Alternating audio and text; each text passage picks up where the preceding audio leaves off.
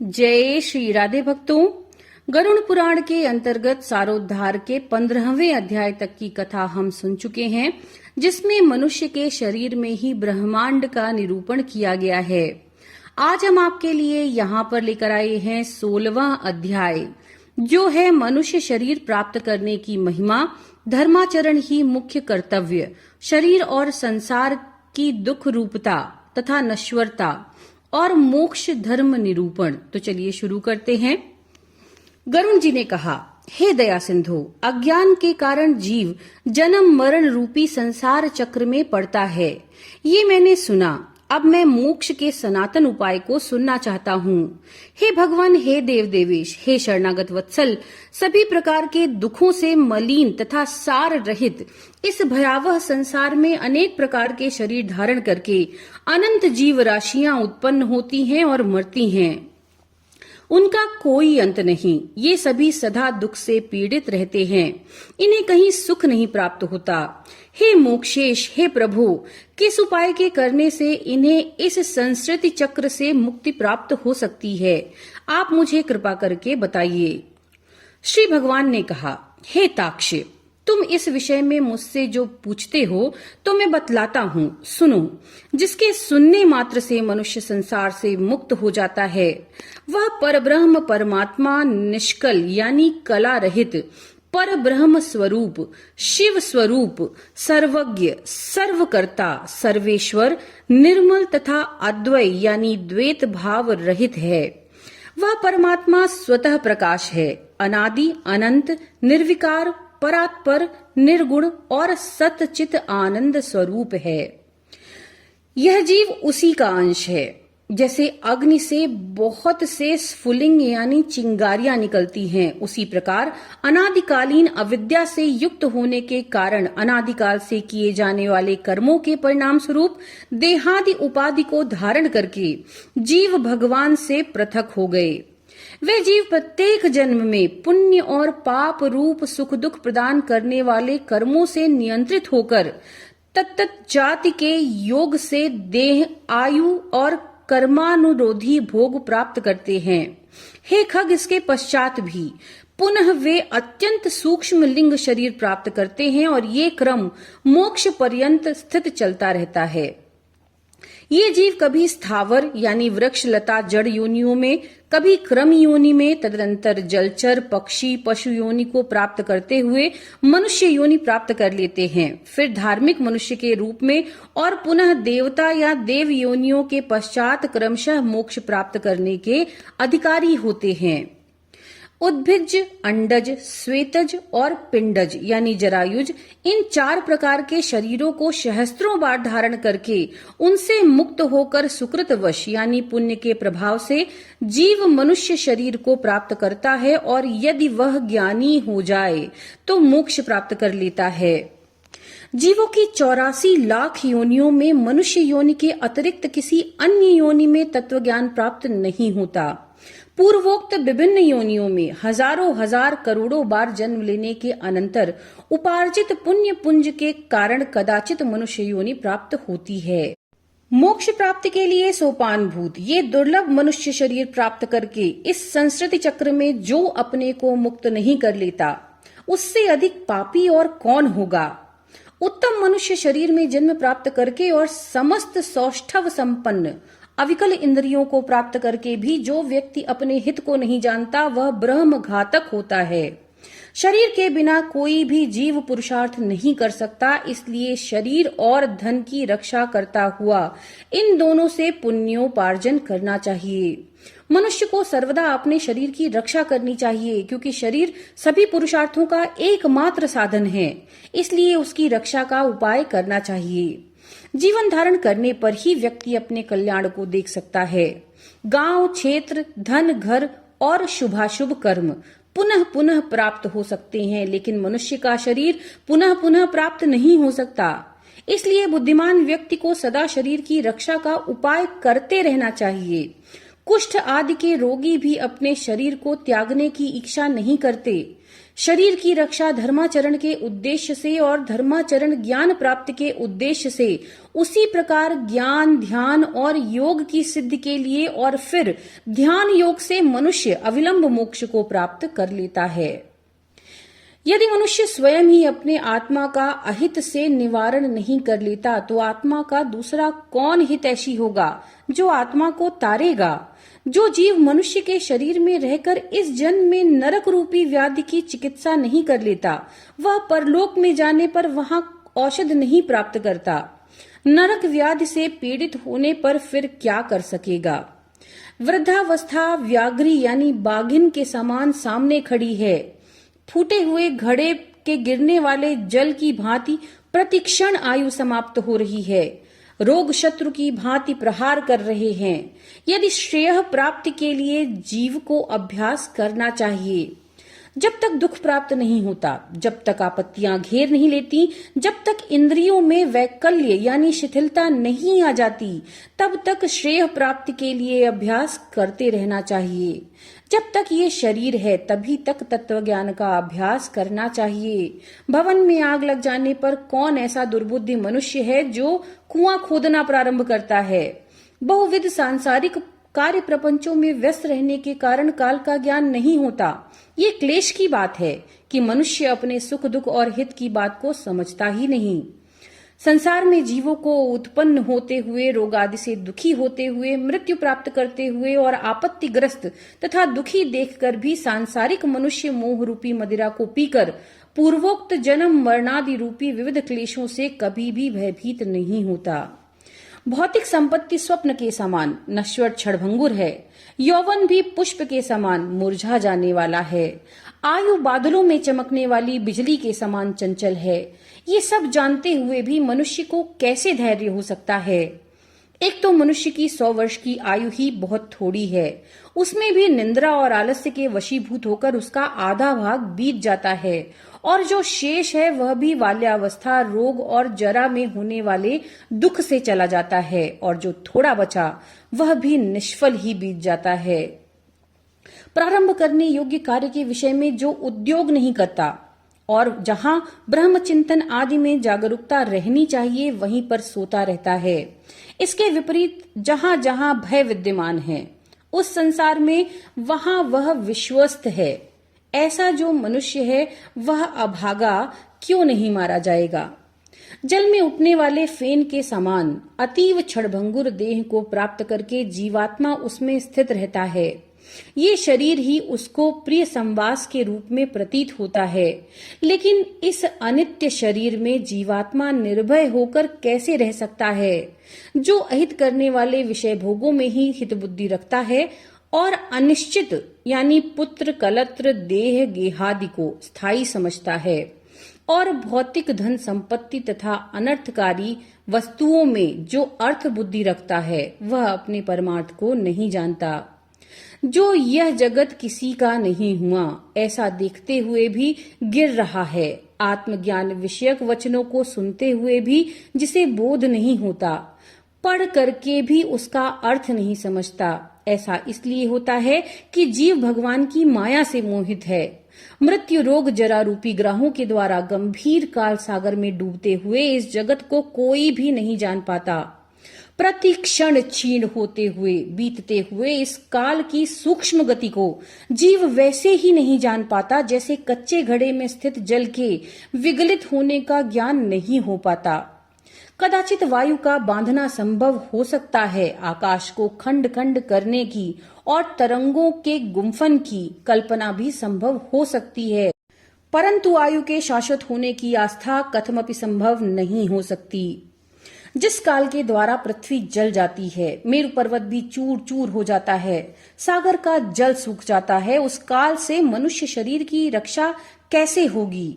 मेरा पुत्र, मेरी पत्नी, मेरा धन, मेरे बांधव, इस प्रकार मैं कहते हुए मनुष्य रूपी बकरे को हठपूर्वक कार रूपी भेड़िया मार डालता है। यह मैंने कर दिया, यह करना शेष है, यह दूसरा कार्य अभी कुछ करना बाकी है। इस प्रकार की इच्छा से युक्त मनुष्य को यमराज अपने वश में कर लेते हैं। कल किए जाने वाले कार्य को आज, अपराह्न में किए जाने वाले कार्य को पूर्वाह्न में ही कर लेना चाहिए, क्योंकि मनुष्य ने अपना कार्य कर लिया है अथवा नहीं, इसकी प्रतीक्षा मृत्यु नहीं करती।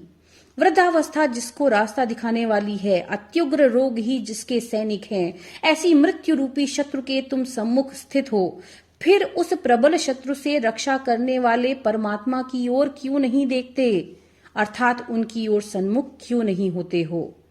तृष्णा रूपी शूल में बंधे हुए और विषय वासना रूपी घी से सींचे हुए तथा राग द्वेष रूपी अग्नि में पके हुए मनुष्य को मृत्यु खा जाती है। ये जगत ऐसा ही है और इसमें मृत्यु बालकों, युवकों, वृद्धों और गर्भस्थ जीव सभी को ग्रस लेती है। जब जीव अपनी देह को भी यहीं छोड़कर यमलोक को जाता है तो फिर स्त्री, माता, पिता, पुत्र आदि से किस प्रयोजन से संबंध स्थापित किया जाए।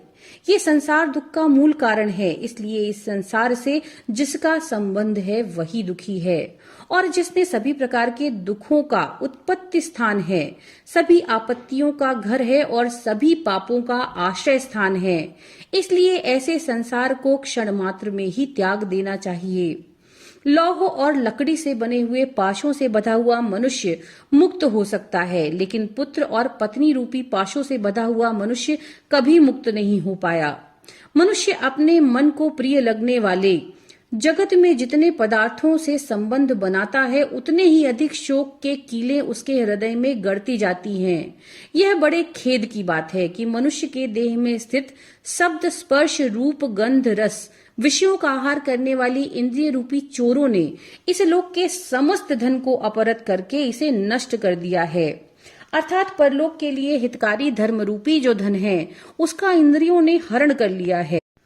मांसलोभी मछली जैसे बंसी में लगे हुए लोहे को अंकुश नहीं जान पाती, उसी प्रकार विषयों को प्राप्त होने वाले प्रतिभासिक सुख से, लोभ से जीव यम यातना की परवाह नहीं करता।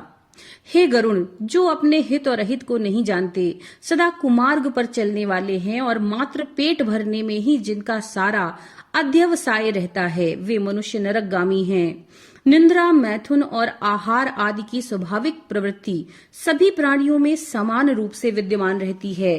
उनमें से जो वास्तविक हित अहित को जानने वाला ज्ञानवान है वह मनुष्य कहा जाता है और उस ज्ञान से जो शून्य है उसे पशु कहा जाता है। मूर्ख मनुष्य प्रातः काल मलमूत्र के वेग से, मध्य दिन में क्षुधा और तृषा से तथा रात्रि में काम, क्रीड़ा और निंद्रा से बाधित रहते हैं। यह खेद की बात है कि अज्ञान से मोहित होकर सभी जीव अपने देह, धन, पत्नी आदि में आसक्त होकर बार बार पैदा होते हैं और बार बार मर जाते हैं।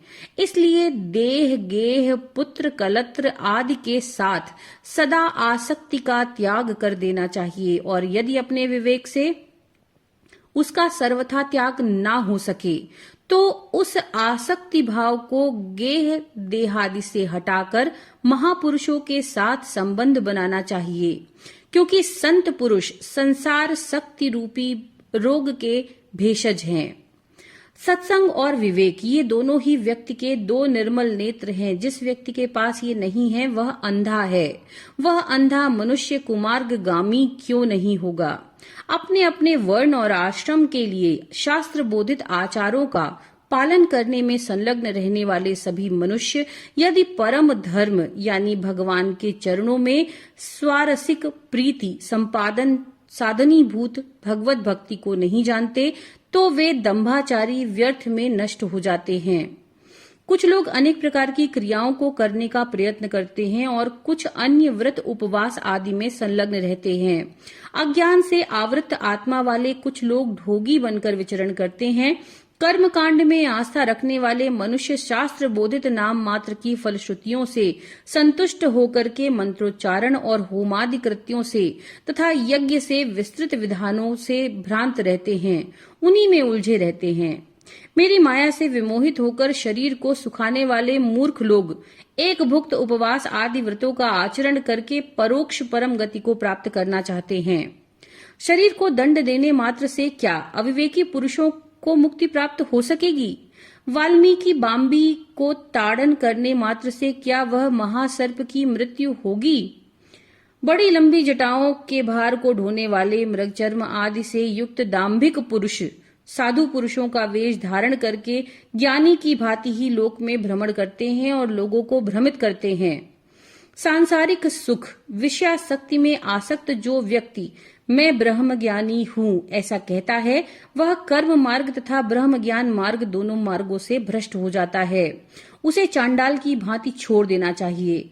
संसार में, घर में, अरण्य में लज्जा त्याग करके समान रूप से नग्न होकर गर्दभ आदि पशु भी विचरण करते हैं। तो क्या इस आचरण से वे संसार से विरक्त हो जाते हैं? यदि मिट्टी और भस्म के धारण करने मात्र से मनुष्य मुक्त हो जाए, तो मिट्टी और भस्म में शयन करने वाला वह कुत्ता भी क्या मुक्ति प्राप्त कर लेगा?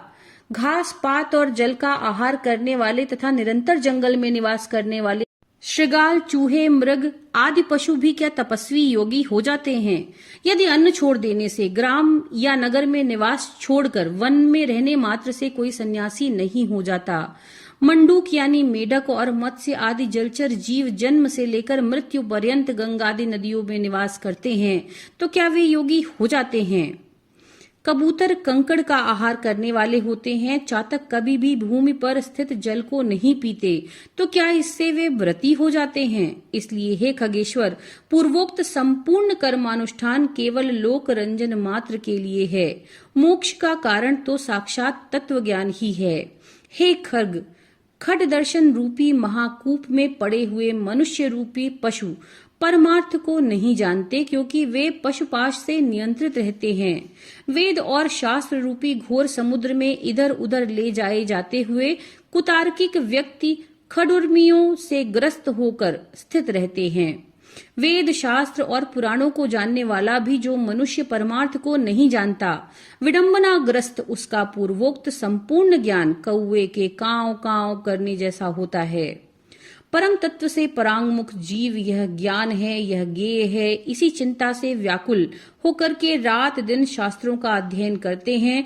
काव्योचित अलंकारों से सुशोभित गद्य वाक्य रचना या छंदोबद्ध कविता की रचना करने पर भी विषयोपभोग के प्रति ललायित इंद्रियों वाले तत्वज्ञान रहित मूढ़ व्यक्ति नाना चिंताओं के कारण सदैव दुखी रहते हैं।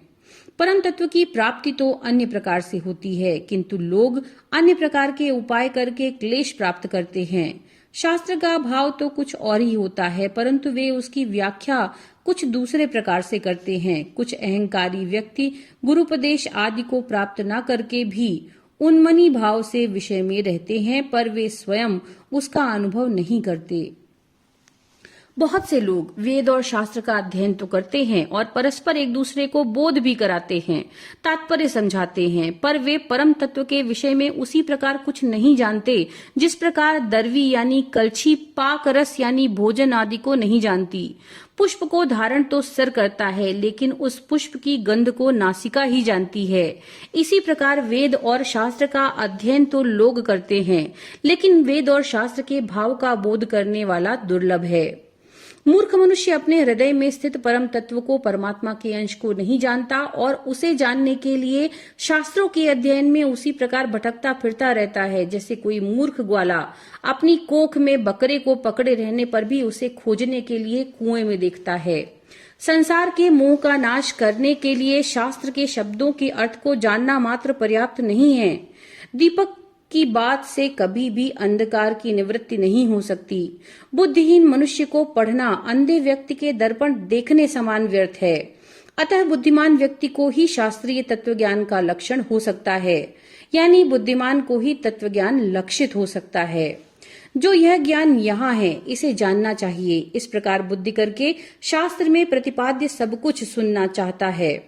वह 1000 दिव्य वर्षों की आयु प्राप्त करके भी शास्त्रों का अंत प्राप्त नहीं कर सकता। अनेक शास्त्र हैं, आयु अत्यल्प है जिसमें करोड़ों विघ्न हैं। इसलिए हंस जैसे जल के मध्य से दूध को ग्रहण कर लेता है, उसी प्रकार बुद्धिमान व्यक्ति को भी शास्त्र के सार तत्व का ज्ञान प्राप्त करना चाहिए। वेद शास्त्रों का अभ्यास करके वहां से तत्व ज्ञान प्राप्त करके बुद्धिमान मनुष्य को चाहिए कि जैसे धान चाहने वाला व्यक्ति धान ग्रहण करके पलाल को छोड़ देता है, उसी प्रकार उसे भी अन्य सभी शास्त्रों को छोड़ देना चाहिए। जैसे अमृत से तृप्त व्यक्ति के लिए भोजन की कोई आवश्यकता नहीं होती, उसी प्रकार हे ताक्ष्य, तत्वज्ञ को शास्त्र से कोई प्रयोजन नहीं होता। न वेदाध्ययन से मुक्ति प्राप्त होती है, न शास्त्रों के अध्ययन से। मोक्ष की प्राप्ति ज्ञान से होती है, किसी दूसरे उपाय से नहीं। जिस प्रकार मुक्ति के लिए ना तो आश्रम धर्म का अनुष्ठान कारण है, न दर्शनों का अध्ययन कारण है, उसी प्रकार श्रौत स्मार्त कर्म भी कारण नहीं है। मात्र ज्ञान ही मोक्ष का उपाय है। गुरु का वचन ही मोक्ष देने वाला है। अन्य सभी विद्याएं विडंबना मात्र हैं। लकड़ी के हजारों भारों की अपेक्षा एक संजीवनी ही श्रेष्ठ है। कर्म कांड और वेद शास्त्रादि के अध्ययन रूपी परिश्रम से रहित केवल गुरुमुख से प्राप्त अद्वैत ज्ञान ही कल्याणकारी कहा गया है। अन्य करोड़ों शास्त्रों को पढ़ने से कोई लाभ नहीं। वेदादि आगम शास्त्रों का अध्ययन तथा विवेक, इन दो साधनों से ज्ञान की प्राप्ति होती है। आगम से शब्द ब्रह्म का ज्ञान प्राप्त होता है और विवेक से पर ब्रह्म का ज्ञान प्राप्त होता है। कई विद्वान अद्वैत को वास्तविक परम तत्व स्वीकार करते हैं, कुछ अन्य विद्वज्जन द्वैत तत्व की ही प्रतिष्ठा चाहते हैं, किंतु द्वैत और अद्वैत से पृथक सभी के लिए समान रूप से स्वीकार्य परम तत्व को कोई नहीं जानता। न मम मेरा नहीं है और मम मेरा है, ये दो पद भावनाएं हैं बंधन और मोक्ष का कारण।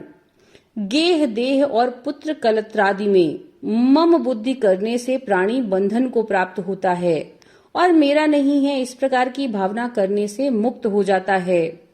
कर्म वही है जो बंधन का हेतु नहीं होता तथा विद्या वही है जो मोक्ष प्रदान करा दे, और इससे अतिरिक्त कर्म केवल श्रम मात्र के हेतु हैं जो शरीर के लिए क्लेशप्रद हैं, तथा अन्य प्रकार की विद्या शिल्प चातुर्य मात्र हैं। जब तक कर्म किए जाते हैं, जब तक संसार में आसक्ति रहती है, जब तक इंद्रियों का चांचल्य बना रहता है, तब तक तत्व ज्ञान की बात ही कहाँ हो सकती है। जब तक देहाभिमान यानी देह को अपना स्वरूप मानना है, जब तक ममता रहती है, जब तक प्रयत्नों का वेग रहता है, जब तक संकल्प की कल्पना होती है, जब तक मन स्थिर नहीं हो जाता, जब तक शास्त्र का चिंतन नहीं किया जाता, जब तक गुरु की कृपा नहीं प्राप्त होती, तब तक तत्व ज्ञान की चर्चा ही कहाँ होती है। तप, व्रत, तीर्थ, जप, होम और पूजा आदि सत्कर्मों का अनुष्ठान तथा वेद शास्त्र और आगम की कथा तभी तक उपयोगी है जब तक जीव को तब तक तत्व ज्ञान प्राप्त नहीं हो जाता। इसलिए हे ताक्ष्य, यदि अपने मोक्ष की इच्छा हो तो सर्वदा संपूर्ण प्रयत्नों का सभी अवस्थाओं में निरंतर अनुष्ठान करके तत्व ज्ञान की प्राप्ति में संलग्न रहना चाहिए। जो प्राणी आदि भौतिक, आदि दैविक, आध्यात्मिक तापत्रय से सदा संतप्त रहता है, उसे मोक्ष वृक्ष की छाया का आश्रयण करना चाहिए, जिस मोक्ष वृक्ष का पुष्प धर्म और ज्ञान स्वरूप है तथा फल स्वर्ग और मोक्ष हैं। इसलिए श्री गुरुमुख से आत्म तत्व विषयक ज्ञान प्राप्त करना चाहिए। ज्ञान हो जाने पर प्राणी इस घोर संसार बंधन से सुखपूर्वक मुक्त हो जाते हैं। हे ताक्ष्य, मैं तत्वज्ञानी पुरुष के द्वारा किए जाने वाले अंतिम कृत्य के विषय में तुम्हें बताता हूँ, सुनो। जिस उपाय को करके जीव को ब्रह्म निर्वाण संज्ञक मोक्ष की प्राप्ति होती है, अंतकाल के आ जाने पर पुरुष भय छोड़कर अनासक्ति रूपी शस्त्र से गेह देहादि विषयक ममत्व को काटकर घर से निकलकर पवित्र तीर्थ के जल में स्नान करके पवित्र और एकांत देश में विधिवत आसन लगा करके बैठ जाए और शुद्ध परम त्रिव्रत ब्रह्माक्षर अर्थात ओंकार का मन से अभ्यास करे तथा ब्रह्म बीज स्वरूप ओंकार का निरंतर स्मरण करके श्वास को जीतकर मन को नियंत्रित करे। बुद्धि रूपी सारथी की सहायता से मन रूपी लगाम के द्वारा इंद्रियों के विषयों से निग्रहित कर ले और कर्मों के द्वारा आक्षिप्त मन को बुद्धि की सहायता से शुभ अर्थ में अर्थात परम ब्रह्म के चिंतन में लगा दे। मैं ब्रह्म हूँ, मैं परम धाम हूँ और परम पद रूपी ब्रह्म मैं हूँ, ऐसी समीक्षा करके अपनी आत्मा को निष्कल परमात्मा में लगा दे और ओम इस एकाक्षर ब्रह्म का उच्चारण करता हुआ तथा मेरा स्मरण करता हुआ जो मनुष्य देह त्याग करता है वह इस संसार से तर जाता है और परम गति को प्राप्त करता है। मान और मोह से रहित तथा आसक्ति से उत्पन्न होने वाले दोषों को जीत लेने वाला, नित्य आध्यात्म चिंतन करने वाला, सभी प्रकार की कामनाओं से निवृत्ति प्राप्त कर लेने वाले, सुख दुखादि द्वंद्वों से मुक्त ज्ञानी पुरुष उस शाश्वत अविनाशी परम पद को प्राप्त होते हैं जो व्यक्ति राग द्वेष रूपी मलों का अपहरण करने वाले, ज्ञान रूप जलाशय और सत्य रूप जल वाले मानस तीर्थ में स्नान करते हैं, वे मोक्ष को प्राप्त कर लेते हैं। जो प्रौढ़ वैराग्य को धारण करके अन्य भावों का परित्याग कर केवल सद विषयक भावना के द्वारा मेरा भजन करता है, ऐसा पूर्ण दृष्टि रखने वाला अमलंतरात्मा संत ही मोक्ष को प्राप्त होता है। तीर्थ में मृत्यु हो जाए इस उत्कंठा से उत्सुक होकर जो अपने घर का परित्याग करके तीर्थ में निवास करता है और मुक्ति क्षेत्र में मरता है, वही मोक्ष प्राप्त करता है। अयोध्या, मथुरा, माया, कनखल, हरिद्वार, काशी, कांची, अवंतिका और द्वारावती, ये 7 पुरियां मोक्ष देने वाली हैं। हे ताक्ष, मैंने सनातन मोक्ष धर्म को तुम्हें बता दिया। ज्ञान और वैराग्य के सहित इसे सुनकर पुरुष मोक्ष को प्राप्त करता है। तत्वज्ञ पुरुष मोक्ष प्राप्त करते हैं। सकाम धर्मानुष्ठान करने वाला धार्मिक पुरुष स्वर्ग को प्राप्त होता है। पापियों की दुर्गति होती है और पशु पक्षी आदि पुनः पुनः जन्म मरण रूपी संसार में भ्रमण करते हैं। इस प्रकार सभी शास्त्रों का सारोद्धार मैंने 16 अध्यायों में कह दिया। अब और क्या सुनना चाहते हो? सूची ने कहा, हे राजन, गरुड़ जी ने भगवान के मुख से ऐसा वचन सुनकर उन्हें बार बार प्रणाम करके अंजलि बांधकर इस प्रकार कहा। गरुड़ जी ने कहा, हे देवाधिदेव, हे भगवान, हे नाथ, हे प्रभु, अपने अमृतमय वचनों को सुनाकर आपने मुझे भव सागर से तार दिया है। अब मेरा संदेह समाप्त हो गया और मैं कृतार्थ हो गया हूँ, इसमें संशय नहीं है। ऐसा कहकर गरुड़ जी मौन होकर भगवत परायण हो गए। स्मरण करने से जो दुर्गति का हरण कर लेते हैं, पूजन और यज्ञ के द्वारा जो सदगति प्रदान करते हैं और अपनी परम भक्ति के द्वारा जो मुक्ति प्रदान करते हैं, वे हरि मेरी रक्षा करें। इस प्रकार गरुड़ पुराण के अंतर्गत सारोद्धार में भगवान विष्णु और गरुड़ के संवाद में मोक्ष धर्म निरूपण नामक 16वां अध्याय पूर्ण हुआ। नमो नारायण।